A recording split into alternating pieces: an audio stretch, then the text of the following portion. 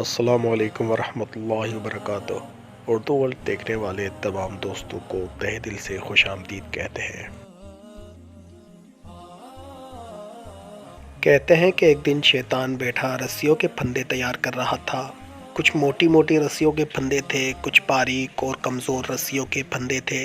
وہاں سے ایک علم والے کا گزر ہوا تو اس نے شیطان سے پوچھا، اڑے او دشمن انسان، یہ کیا کر رہے ہو؟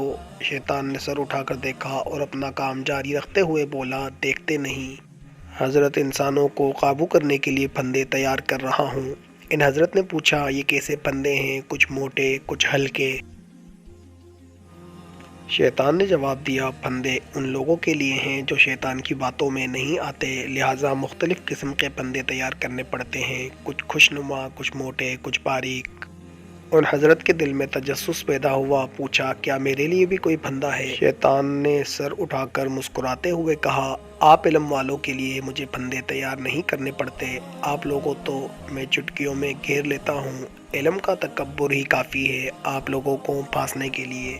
ان حضرت نے حیران ہو کر پوچھا، پھر یہ موٹے پھندے کس کے لیے ہیں؟ شیطان نے کہا، موٹے پھندے اخلاق والوں کے لیے ہیں، جن کے اخلاق اچھے ہیں، ان پر قابو پانا مشکل ہوتا ہے۔